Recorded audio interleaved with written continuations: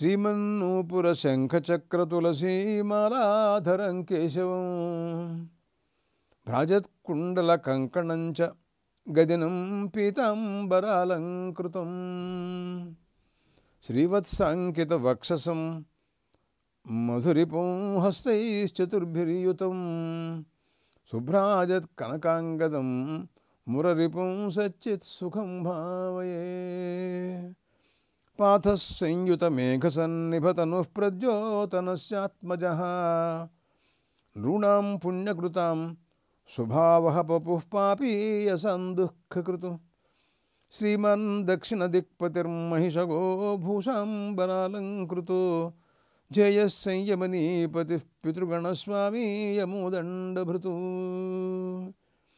కిరీటోజ్వలం వస్త్రభూషాభిరామం కిరీటోజ్వలం వస్త్రభూషాభిరామం విచిత్రాసనాసీనమిందు ప్రభాస్యం నృణాం పాపపుణ్యాని పత్రే లిఖంతం భజే చిత్రగుప్తం సఖాయో యమస్య.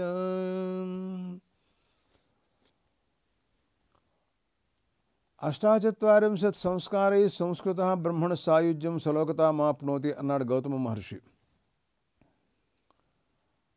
అటువంటి సంస్కారాలలో 8 సంస్కారాలు అవి కేవలం ఆత్మపరమైనటువంటివి. అది అంతఃకరణ సంస్కృతి కోసమై యమనియమాసనాదులు లాంటివి కొన్ని ఉన్నాయి. మిగిలినవన్నీ కూడాను మనస్సు యొక్క పరిశోధన, మనస్సులో ఎటువంటి పాపాలు లేకుండా వాటినన్నింటినీ కూడాను పరిశోధన చేసేటటువంటి సంస్కారాలు మిగతావన్నీ కూడా ఉన్నాయి. ఇటువంటి వాటిల్లో చివరిలో జీవుడు వెళ్ళిపోయేటటువంటి పరిస్థితులలో ఈ దేహంలో ఉన్నంత వరకు అనేక రకములైనటువంటి సంస్కారాలతో సంస్కృతి ఉన్నాడు. కానీ ఎవరికైనా శరీరత్యాగం అనేటటువంటిది తప్పదు. ఇవాళ రేపు మాపో ఇంకా కొంతకాలానికో ఎప్పుడైనా జాతస్య హి ధ్రువో మృత్యుర్ధ్రువం జన్మ మృతస్య చ అని అన్నారు భగవద్గీతలో కృష్ణ పరమాత్మ. అటువంటప్పుడు అతను ఏ రకంగా ఏ మార్గంలో పెడతాడు, ఎక్కడికి పెడతాడు, ఏమిటి అనేటటువంటి ఆలోచనలన్నీ కూడాను శాస్త్రకర్తలు చాలా చోట్ల చాలా విశేషాలు చెప్పారు. దీనికి ప్రధానంగా ఉపనిషత్తులు, భగవద్గీత, బ్రహ్మసూత్రాలు వీటిల్లో ఎక్కువ చర్చలన్నీ కూడా ఉన్నాయి. అంటే మహాత్ములు కొంతమంది పుణ్య పురుషులు ఉన్నారు. వాళ్ళు కేవలం ఉపాసనా తత్పరులు, యోగీశ్వరులు, నిరంతరం సమాధిలో భగవద్ధ్యానం చేస్తూ ఉంటారు. పరమాత్మ స్వరూప సాక్షాత్కారంతో నిండిపోతుంది వాళ్ళ మనస్సంతా కూడాను. అలాంటి వాళ్ళు కొంతమంది ఉన్నారు, ఉపాసకులు అన్నమాట. వాళ్ళ మార్గం వేరుగా ఉంటుంది.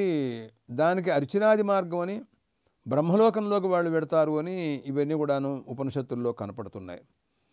మరో కొంతమంది వేదాధ్యయనాలు చేసి కర్మానుష్ఠాన తత్పరులై ఉండి వాళ్ళు ఉత్తమలోకాలకు వెళ్ళటం అనేటటువంటి విషయంలో దక్షిణాయన మార్గం అని మరొకటి, అది వాళ్ళు చంద్రలోకం దాకా పెడతారు అని ఆ వర్ణనలో కనపడుతున్నాయి. ఇవి చాలా యోగ్యమైనటువంటి మహాత్ములకు సంబంధించినటువంటి వర్ణనలు. వాళ్ళ మార్గములు, వాళ్ళు చేసినటువంటి పుణ్యకర్మ ఫలాన్ని అనుభవించడం కోసమని ఏ లోకాలకు పెడతారో దాని గురించినటువంటి మాటలు ఇదంతా ఉపనిషత్తులు చెప్పినాయి. కానీ ప్రకృతంలో నారద మహర్షి అనేక లోకాలు తిరుగుతూ ఉంటారు.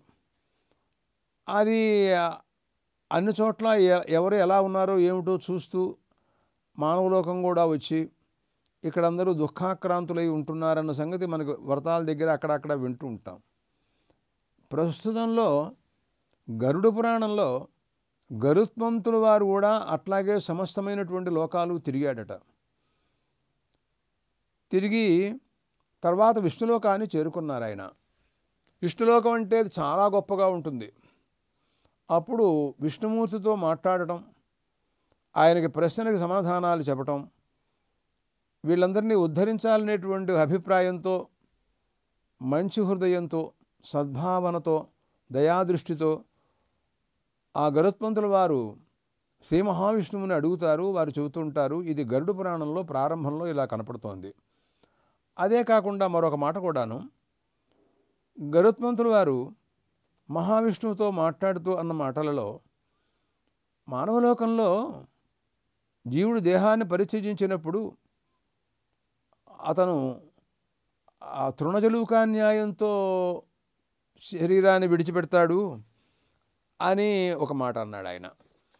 అంటే మరి ఆ తృణజలుకాన్యాయం అంటే ఏమిటి, అది ఏ సందర్భంగా ఉంది అనేటటువంటి విచారణ మనం చేయవలసి వచ్చినప్పుడు, అది మహాత్ములు ఈ దేహంలోంచి ఉత్తమ లోకాలకు వెళ్ళేటప్పుడు వాళ్ళకి భావి జన్మ స్ఫూర్తి, తర్వాత ఏ జన్మలో మనం ఉంటామో ఆ విషయం కూడా వాళ్ళకి స్ఫూర్తి లభిస్తుందట అని బ్రహ్మసూత్రాల్లో ఒక సూత్రం ఉంది. తదోకోగ్రజ్వలనం తత్ప్రకాశితద్వారో విద్యాసామర్థ్యాత్ హార్దానుగృహీత శతాధికయా అనే సూత్రం ఉంది. దాని ప్రకారంగా వాళ్ళకి అవి తెలుస్తుంది అని అదొక రకమైన సిద్ధాంతం ఉందండి.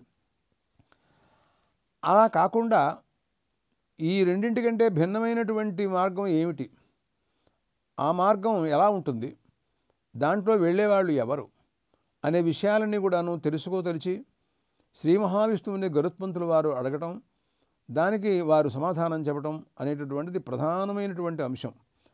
అంటే ఉపనిషన్మర్యాదలో శుక్లకృష్ణ మార్గాలు రెండు భగవద్గీతలో కూడా చెప్పారు. శుక్లకృష్ణే గతిహ్యేతే జగత శాశ్వతే మతే. అవి కాకుండా కేవలం పాపులు ఉంటారు, చాలామంది ఉన్నారు ప్రపంచంలో పాపులు. వాళ్ళకి ఏ గతి, ఎక్కడికి వెడతారు, ఏమిటి, ఆ విషయం నాకు చెప్పవలసిందిగా తమరు నేను ప్రార్థిస్తున్నాను అని గరుత్మంతులు వారు శ్రీ మహావిష్ణువుని అడుగుతారు. ఇదంతా కూడా గరుడ పురాణం ప్రారంభంలో ఇలా కనపడుతూ ఉంటుందన్నమాట. అయితే ఈ పురాణ వాంగ్మయం అనేటటువంటిది ఈ నైమిషారణ్యంలో శౌనకాది మహర్షులందరూ కూడాను కూర్చుని సూత మహర్షిని అడుగుతారు. వారు చెప్పటం, వీళ్ళందరూ వింటాం. ఇంచుమించుగా పురాణాలన్నీ కూడాను నైమిషారణ్యంలోనే జరిగినాయి. అటువంటి వాట్లల్లో గరుడ పురాణం కూడా ఒకటి. అయితే ఆశ్చర్యమైన విషయం ఏంటంటే, ఈ పురాణానికి శ్రోత అయినటువంటి, అంటే పృచ్ఛకుడు శ్రోత అంటే అడిగేవాడు అని దానికి అర్థం అనమాట. అడిగేవాడైనటువంటి గరుత్మంతుడి పేరుతో ఈ పురాణం ప్రసిద్ధికి వచ్చింది. అడిగినవాడు ఆయనే, చెప్పినటువంటి విష్ణుమూర్తి పేరుతో లేదు పురాణం పేరు. విష్ణు పురాణం అనేది వేరే ఇంకోటి ఉంది. కానీ ఇక్కడ మాత్రం గరుత్మంతుల వారు అడగటం, దానికి సమాధానం శ్రీ మహావిష్ణువు చెప్పటం, అందుకోసం దాన్ని గరుడ పురాణం అని పేరెట్టారు వీళ్ళు. సరే, ఇది ఇలా ఉంచండి. అయితే నైమిషారణ్యం కథ, అది ఒక దివ్యమైనటువంటి క్షేత్రం. ద్వాపరాంతంలో మహావిష్ణువు స్వరూపంతో వ్యాస మహర్షి అవతరించాడు అని పురాణాలు చెబుతున్నాయి. ఆయన వేదాలను విభాగం చేశారు. ఎందుకంటే తర్వాత పుట్టబోయేటటువంటి మానవులు అల్పప్రజ్ఞులు, అల్పాయుష్కులు. వీళ్ళు వేదాలు సమగ్రంగా అధ్యయనం చేయలేరు, వీళ్ళ వల్ల కాదు. అందుకోసమనే ఆయన వేదముల్లో ఉండే రహస్యాన్ని మనం తేలిక భాషలో పురాణాల్లో రచించి ఇద్దాం అనే అభిప్రాయంతో ఆయన అష్టాదశ పురాణాలు రచించారు. ఎక్కడ కూర్చుని రచిస్తే ఇదంతా బాగుంటుంది అని అంటే ఆయన బదరికాశ్రమంలో చేశారని, మరో చోటని ఇలాంటివి కొన్ని వినపడుతున్నాయి. సరే, అది అయిపోయింది.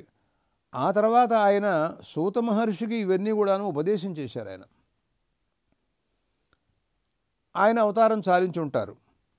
ఆ తర్వాత సూత మహర్షి శౌనకాది మహర్షులందరికీ తనకు గురువైనటువంటి వ్యాస మహర్షి పురాణాలు ఏ రకంగా వివరించారో దాంట్లో ఉండే రహస్యం అంతా కూడాను శౌనకాది మహర్షులందరికీ చెప్పడానికి ఆయన పూనుకున్నారు. దీనికి స్థానం ఎక్కడ కూర్చుని మనం చెబితే నిర్విఘ్నంగా నడుస్తుంది అని ఆలోచన. అది బ్రహ్మగారి దగ్గరికి వెళ్ళారు. ఎందుకంటే కలియుగం వచ్చింది, రాక్షసులు ఎక్కువగా తిరుగుతూ ఉంటారు. మంచి పని జరుగుతుంది అంటే పాడు చేయటానికి వాళ్ళు సిద్ధంగా ఉంటారు ముందుగాను. కాబట్టి మన పురాణాలు ఆగిపోతాయి. అందువలన ఏదైనా ఇలా రాక్షస బారి లేకుండా ఉండే స్థానం ఏదైనా బ్రహ్మగారు చెబుతారేమో అని అక్కడికి వెళ్ళారు. ఆయన ఒక మనోమయ చక్రాన్ని సృష్టించి ఈ చక్రం పంపిస్తున్నాను నేను, దీని వెనకాల మీరందరూ వెళ్ళండి, అది ఎక్కడికి వెళ్ళి గిరగిరా తిరిగి ఆగిపోతుందో ఆ ప్రదేశంలో మీరు చెప్పుకోండి, అక్కడికి మీకు ఎటువంటి ప్రమాదాలు రావు అని చెప్పారు ఆయన. అదే నైమిషారణ్యం అంటే అనమాట. అక్కడ మహర్షులందరూ కూడా కూర్చుని ఉంటారు. వారందరూ కూడా అడుగుతూ ఉండటం, సూతులు వారు చెబుతూ ఉండటం, ఇలా ప్రారంభమవుతుంది దాని యొక్క విధానం అంతా కూడా. నారాయణన్ నమస్కృత్య నరం చైవ నరోత్తమం దేవీం సరస్వతీం వ్యాసం తతో జయముదీరయేతు. సూతుల వారు నువ్వు శౌనకాది మహర్షుల యొక్క ప్రార్థనను మన్నించి ఆయన గరుడ పురాణం చెప్పడం కోసం పూనుకుంటున్నారు. మొట్టమొదట్లో శ్రీ మహావిష్ణువుని నారాయణ స్వరూపుడైన పరమాత్మని ధ్యానం చేస్తున్నారు. నారాయణన్ నమస్కృత్య నరం చైవ నరోత్తమం. తర్వాత నరుడు ఆయనే అర్జునుడు అనమాట. నరనారాయణ స్వరూపులు అనమాట వీళ్ళిద్దరు కూడాను. మహర్షులు 1000 సంవత్సరాలు బదరికాశ్రమంలో వీళ్ళు తపస్సు చేసినట్టుగా మనకు కనపడుతోంది. వాళ్ళకి నమస్కారం చేయటం. సరస్వతీదేవి అండి, అసలు ఆవిడ లేనిదే మాట రాదుగా. ఆవిడకి నమస్కారం చేసి గురువుగారైనటువంటి వ్యాస మహర్షి కూడా నమస్కారం చేసి తతో జయముదీరయేత్ అన్నాడండి. జయ శబ్దానికి అర్థం ఒకచోట మహాభాష్యంలో మహాభారతం అని చెబుతారు, పురాణాలని చెబుతారు. జయ శబ్దానికి అనేక అర్థాలు చెబుతారు. మొత్తం మీద పురాణాల్లో జయమైనటువంటి ఒకనొక పరమాత్మ స్వరూపాన్ని గురించి వారు వివరించడం కోసం పూనుకున్నారు అని మనకి కనపడుతోందండి. తర్వాత మహావిష్ణువుని మొట్టమొదట్లో నమస్కారం చేశారు. ఆయన్ని స్మరిస్తున్నారు. ఆయన మహావిష్ణువుని స్మరించకుండా తప్పదు కదా. ఆయనే కదా అన్నింటికీ మూలం. అసలు ఆయన ఎలాగా భావించారు అంటే ఆ మహావిష్ణువుని ఆయన ఒక మహావృక్షంగా భావించాడండి. ఆయన అంటే ఎలాగబ్బా అంటే దృఢబద్ధములో వేదస్కంధ పురాణ శాఖాఢ్య క్రతుకుసుమ మోక్షఫలో మధుసూదన పాదపోజయతి అని అన్నారండి ఆయన. ఆయనట ధర్మదృఢబద్ధమూల, ఒక వృక్షం.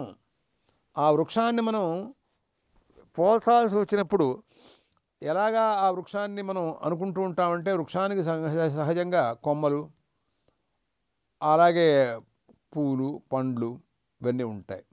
మూలం ఉంటుంది, మ్రాను ఉంటుంది, కింద వేళ్ళు ఉంటాయి, ఇవన్నీ కూడా ఉంటాయి కదా. అయితే ఈ మహావిష్ణువు అనేటటువంటి వృక్షానికి ఇవన్నీ ఏమిటి అని ఆలోచిస్తే ధర్మదృఢబద్ధమూల, దీనికి మూలం ఏమిటంటే ధర్మమే మూలం అన్నాడండి ఆ వృక్షానికి. అది మామూలు చెట్టు కాదండోయ్. కొన్ని చెట్లు గాలికి ఊగిపోయితే పడిపోతాయి, వేళ్లతో సహా పెళ్ళగించుకుని బయటకు వచ్చేస్తాయి. అలాంటి చెట్టు కాదు, శ్రీ మహావిష్ణువు చెట్టు ఇది. శ్రీ మహావిష్ణువే చెట్టు అన్నాడు ఈయన, ఆయన భావన. దానికి మూలం ఏమిటి అంటే ధర్మమే. అది దృఢమైనటువంటిది కానీ తక్కువదేం కాదు. అంత తేలిగ్గా ఆ చెట్టు పడదు. వేళ్ళు లోపల కంట బాగా వెళ్ళిపోయినాయి అనుకోండి, మర్రి చెట్టు ఉందనుకోండి, సహజంగా పడదు అది. దాని వేళ్ళు ఇంకా బాగా లోపలికి వెళ్ళిపోయినాయి అనుకోండి, అటువంటి చెట్లు పడవు. అంటే దృఢబద్ధమూల అన్నాడండి. చాలా బిగిసిపోయినటువంటి మూల మొదలు కలిగినటువంటిది. వేదస్కంధ పురాణ శాఖాఢ్య, దానికి కొమ్మలేమిటి అంటే స్కంధం అంటే మ్రానుంది, వేదములే దానికి. ఆ మొదల్లో ఉంది అదంతా కూడా వేదములే, ఆ దానికి స్కంధం అన్నాడు ఆయన. పురాణ శాఖాఢ్య, దానికి శాఖలేమిటి అని అడిగాడు. అంటే అది పురాణాలే, అవన్నీ కూడా దాని కొమ్మలే. క్రతుకుసుమ, అది పూలు పూస్తుందా ఆ చెట్టు? ఎందుకు పూయదు? పూస్తుంది. ఏమిటండి దాని పూలు? ఆ పూలు క్రతువులే పూలుటండి. క్రతువుల్ని పూలుగా పోల్చారు. మోక్షఫలో మధుసూదన పాదపోజయతి, ఫలమేమిటండి అని అడిగారు. మోక్షం అన్నారు. ఆ వృక్షానికి ఫలం ఏమిటి అంటే మోక్షమే. అనగా మహావిష్ణువుని ఎవరు ఆశ్రయిస్తారో అలాంటి వారు తప్పకుండా ముక్తులవుతారు, మోక్షాన్ని పొందుతారు అన్నమాట. ఆయన పుష్పం ఏమిటి చెట్టు కంటే క్రతుకుసుమ అన్నారండి. క్రతువులు యజ్ఞయాగాది కర్మానుష్ఠానాలు ఏవైతే ఉన్నాయో అవన్నీ కూడాను పుష్పాలుగా వర్ణించాడండి. మీకు ఈ మాటలో కొన్ని రహస్యాలు చెబుతాను. కుసుమం అంటే, పుష్పం అంటే అది చాలా తేలికగా గాలికి వాడిపోయేటటువంటిది అనమాట. ఇవాళ పూసిందనుకోండి రేపటికి పోతుంది, కోసామనుకోండి సాయంకాలానికే వాడిపోతుంది. అందుకోసమని అది పెద్ద శాశ్వతమైంది కాదు. అంటే ఇంచుమించుగా కర్మలను గురించి అవి శాశ్వతం కాదు అని చెప్పడం కోసమని ఇలాగా పోల్చి ఉండొచ్చు. అందుకోసమే గీతాచార్యుడు భగవద్గీతలో మాట్లాడుతూ ఆయన అన్నారు, యామిమాం పుష్పితాం వాచం ప్రవదంత్య విపశ్చిత వేదవాద రతాః పార్థ నాణ్యదస్తీతి వాదిన అన్నాడు ఆయన. పుష్పిత వాక్కులు, ఫలిత వాక్కులు అని రెండు విభాగాలు చేశారు వేదవాక్కుల్ని. పుష్పిత వాక్కు అంటే అర్థం ఏంటంటే అర్థవాద వాక్యాలు. అంటే వాడిని ఉత్సాహపరచడం కోసమై నువ్వు కనుక ఈ కర్మ చేసినట్టయితే ఇంకా నీకు మంచి ఉత్తమ లోకాలు వస్తాయ్యా, అక్కడ చాలా ఆనందం అనుభవించవచ్చు, బ్రహ్మాండంగా ఉంటుంది చూసుకొని అట్లా ఉత్సాహపరుస్తూ ఉంటుంది. అవి శాశ్వతం కావు ఆ మాటలు. మనిషిని ఒక్కొక్కప్పుడు మనం వాడుకోవడం కోసం కొన్ని ఉత్సాహ కబుర్లు చెబుతూ ఉంటాం. వాడు దానికి నిజంగా అనుకుంటాడు, అవి యథార్థం అనుకుని దాంట్లో వాడు ప్రవర్తిస్తూ ఉంటాడు. కానీ తర్వాత వాడికి తెలుస్తుంది ఇదంతా మోసము రాని. అట్లాగా క్రతువులు అనేటటువంటివన్నీ కూడా పుష్పాలుగా, ఆ మహావిష్ణువు అనేటటువంటి వృక్షానికి పుష్పాలు ఏమిటంటే క్రతువులు అన్నారు. ఈ రకంగా దాని గురించి మొట్టమొదట్లో శ్రీ మహావిష్ణు ధ్యానం చేశాడండి సూత మహర్షి. ఆ తర్వాత మిగతా వాళ్ళు అందరూ అడుగుతున్నారు, సూతజానాసి సకలం వస్తు వ్యాస ప్రసాదతః తేన నస్సందిహానానాము సందేహం చేత్తుమర్హసి.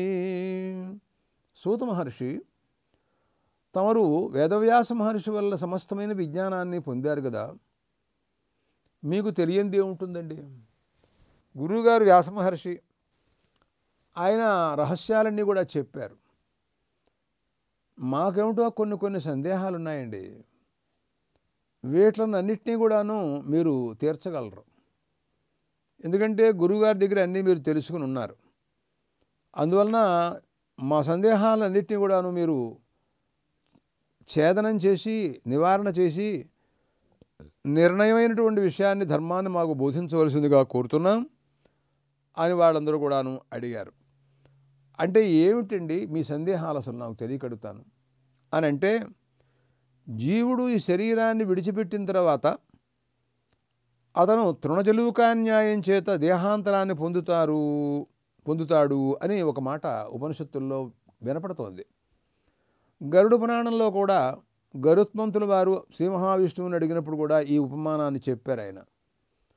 ఏమిటండి అసలు ఆ తృణజలుకాన్యాయం అంటే ఏమిటి, వీళ్ళు ఎలా వెళతారు ఏమిటి, దాని గురించినటువంటి విషయాలలో భగవద్గీతలో కృష్ణ పరమాత్మ మాట అన్నారు, శుక్లకృష్ణే గతిహ్యేతే జగత శాశ్వతే మతే ఏకయా యాచనావృత్తిం అన్యయా ఆవర్తతే పునః అని అన్నారండి. అర్జున, శుక్లకృష్ణములు అనేటటువంటి రెండు మార్గాలు, అవి కొంతమంది కృష్ణ మార్గంలో వెళ్ళేవారు, కొంతమంది శుక్ల మార్గంలో వెళ్ళేవారు. ఈ రకమైనటువంటి మార్గాలతో ఇద్దరు ఉన్నారు, వాళ్ళు వెడుతూ ఉంటారు. ఏకయా యాచనావృత్తిం అన్యయా ఆవర్తతే పునః. శుక్లపక్ష మార్గంలో వెళ్ళిన వాళ్ళు బ్రహ్మలోకంలోకి వెళ్ళి బ్రహ్మగారితో పాటు అక్కడే ఉండి ఆయనతో పాటు మోక్షాన్ని పొందుతారు, వాళ్ళు రారు వెనక్కి. మరో కొంతమంది కృష్ణ మార్గంలో వెళ్ళిన వాళ్ళు ఉన్నారు, వాళ్ళు మళ్ళీ తిరిగి వచ్చేస్తారయ్యా అని భగవద్గీతలో ఒక మాట ఆయన చెప్పారు. అసలు ఏమిటి దీని గురించినటువంటి విచారణ, ఇది దీనికి మూలమేమిటి అని మనం ఆలోచించినట్లయితే ఛాందోగ్యోపనిషత్తులు, బృహదారణ్యకోపనిషత్తులు దీనికి అన్నింటికి కూడా అలా మూలంగా కనపడుతున్నాయి. ఏమిటివి అని ఏంటైతే ఛాందోగ్యోపనిషత్తులో పంచమాధ్యాయంలో తే అర్చిషమభిసంభవంతి అర్చిషో అహహ అన్న ఆపూర్యమాణపక్షం ఆపూర్యమాణపక్షాద్ యానుషడుదంగేతి అని ఉందండి ఓ చోట. అంటే ఉపాసకులైన మహానుభావులు, అంటే పరమాత్మ స్వరూపాన్ని నిరంతరం ఉపాసన చేస్తూ ఉంటారు కొంతమంది. అటువంటి వాళ్ళు అర్చిషమభిసంభవంతి అర్చిర్మార్గంతో ప్రయాణం చేస్తారండి వాళ్ళు. జ్యోతిస్వరూపం అన్నమాట. తే అర్చిషమభిసంభవంతి అర్చిషో అహహ. అర్చిర్మార్గం తర్వాత అహరభిమాని దేవత దగ్గరికి పెడతారు. అహహ అన్న ఆపూర్యమాణ పక్షం. అక్కడి నుంచి శుక్లపక్షాభిమాని దేవత తీసుకువెడుతుంది వాళ్ళని. ఆపూర్యమాణపక్షాత్ యానషడుదంగేతి. అక్కడి నుంచి మాసాగుస్తాన్నైతే సంవత్సరమభిప్రాప్నువంతి. ఉత్తరాయణాభిమాని దేవత దగ్గరికి తీసుకువెడతారు. అక్కడి నుంచి వాళ్ళు సంవత్సరాభిమాని దేవత దగ్గరికి వెడతారు. మాసేభ్య సంవత్సరం సంవత్సరాదాదిత్యం ఆదిత్యా చంద్రమసో విద్యుతం.